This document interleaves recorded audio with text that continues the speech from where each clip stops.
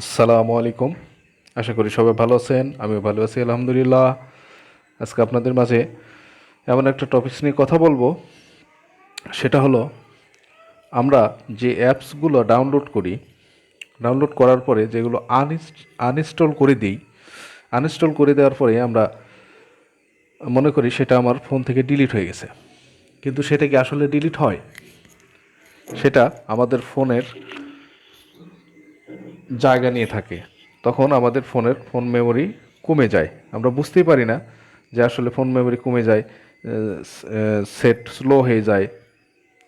তো চলুন আমরা দেখি আসলেই সেই অ্যাপসগুলো কোথায় যায়। সেই অ্যাপসগুলো একবারে ফোন থেকে রিমুভ করে ফেলার উপায়টা কি।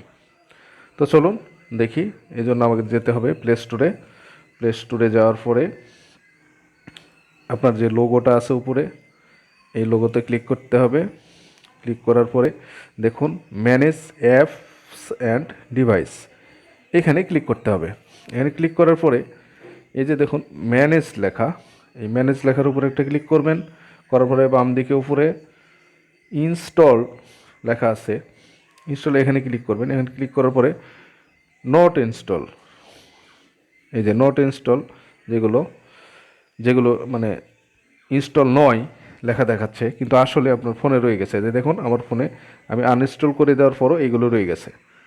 তো এগুলো এখান থেকে একেবারেই রিমুভ করে ফেলার উপায়টা কি?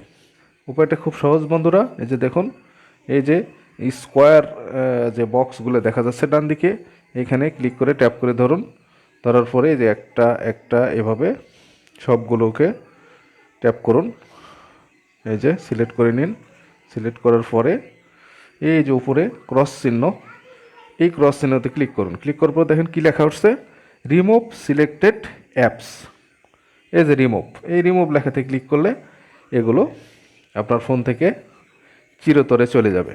আবার নতুন করে ইনস্টল করতে চাইলে গুগল প্লে স্টোরে যেতে হবে, যে ওখান থেকে আগের যেভাবে ইনস্টল করতেন ঠিক সেভাবে ইনস্টল করে নেবেন। তো বন্ধুরা, আশা করি টিপসটি আপনাদের অনেক ভালো লেগেছে। তো যদি ভালো লেগে থাকে তাহলে কমেন্ট করবেন, শেয়ার করবেন, লাইক দেবেন এবং আমার চ্যানেলটিকে সাবস্ক্রাইব করবেন। তো ধন্যবাদ সবাইকে, ভালো থাকবেন বন্ধুরা, আল্লাহ হাফেজ।